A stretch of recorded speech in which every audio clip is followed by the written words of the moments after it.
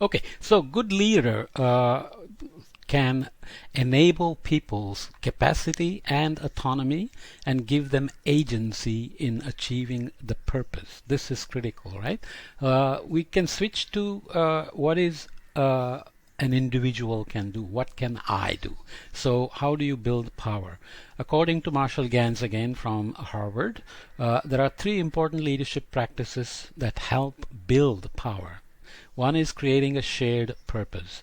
You think it's very obvious that climate change is happening, and if you catch people who believe in it, then you got a shared purpose. Actually, you need other steps where you have to build relational commitment. So people often go to meetings even when they think they are busy or when they are busy because they have the internal switches or peer pressure or whatever you want to say that is based on the relation you have with other people in the movement in which you are participating in the purpose that you are trying to accomplish with other people, the shared purpose you feel with the other people. So that relational commitment turns out to be very important when sustained participation becomes possible, transformational activities come about, okay?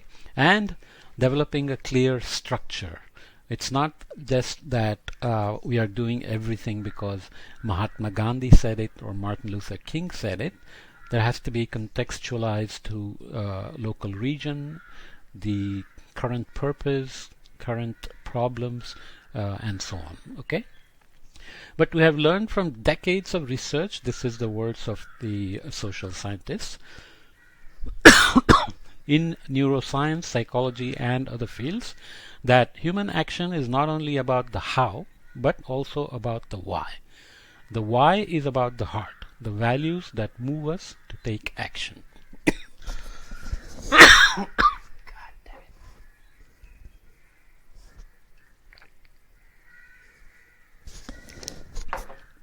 Right? So the why and the heart means we move directly to this metaphor of the rider and the elephant. I didn't put the credit in here, but this is based on the book, but created by a person that you can find on Google. Sorry. Okay, so from the book, the concept is the rider. The rider loves to contemplate and analyze, doing so with a negative bias. Almost always focusing on the problems rather than the solutions. The rider is frustrated by uncertainty and easily exhausted. This applies very well in climate change where people, there is no silver bullet solution. You say change light bulbs, drive less, eat less meat, and there is uncertainty in the sense of what if I do everything and nothing changes? And in fact, nothing will change soon. It takes time. It is almost like you are doing it for the next generation, other than, of course, the short-lived climate pollutants that we talked about that can happen in a few years. Okay, so there are lots of issues, but the rider, the rational brain, the neocortex, tends to focus on problems. That's the negative bias. Whereas, so that's the rational mind in your brain, typified by the prefrontal cortex, the area of the brain that looks for patterns, makes plans, predicts the future, monitors the self, attempts to distinguish between and suppress animal instincts. Okay? So this rider is a metaphor, that part of the brain that has certain intrinsic response to everything. The elephant in the book is easily spooked and hates doing things with no immediate benefit. Just what I said, what you do today may not immediately produce results. You're doing in some sense for the future. And the emotional elephant hates that part. Okay, what is in it for me? Everybody wants to know that, right? It is stubborn, needs reassurance, and is quickly demoralized, but it is powerful, tireless, and difficult to actively direct. Once it decides that I know why I need to do this, this is what my heart is telling, then the elephant, which is big and hard to steer, keeps moving, especially when the path is clear, then it's hard to actively direct. Okay?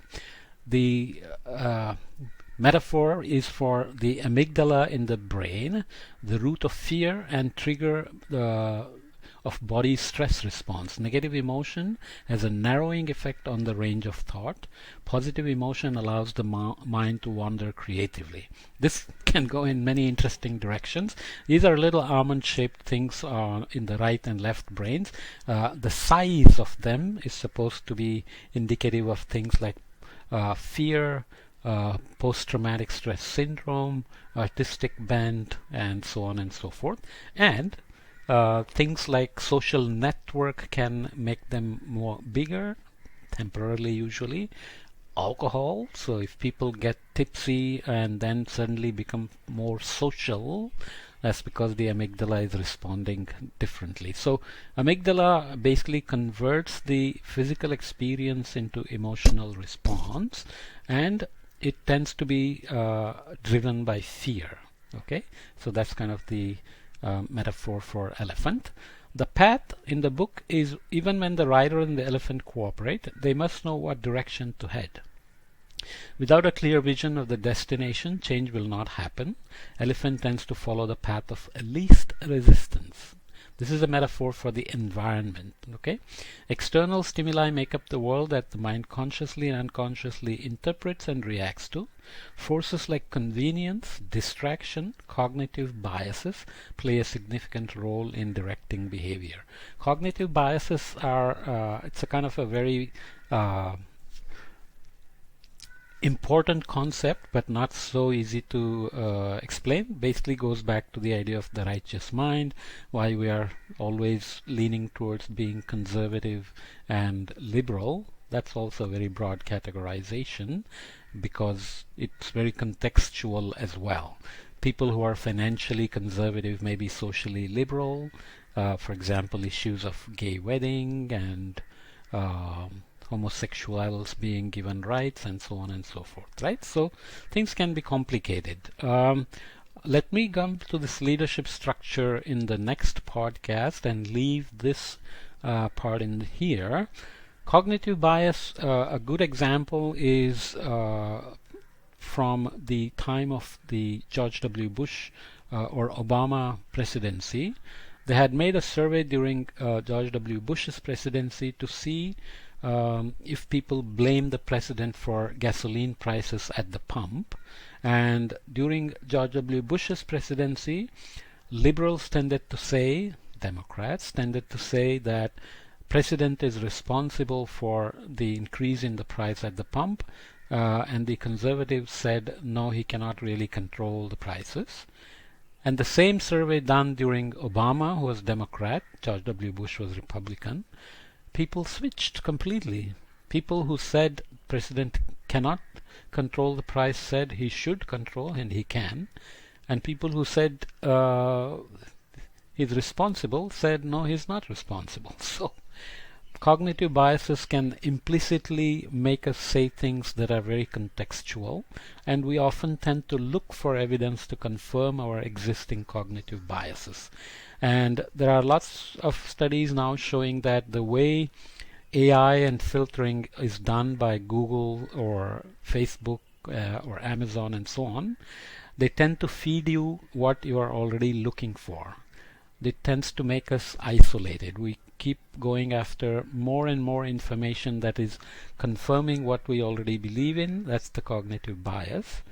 And research would say that the more you interact with people who disagree with you, the broader your thought process, maybe the amygdala gets bigger and your vision gets broader. Okay, so those are the kind of details.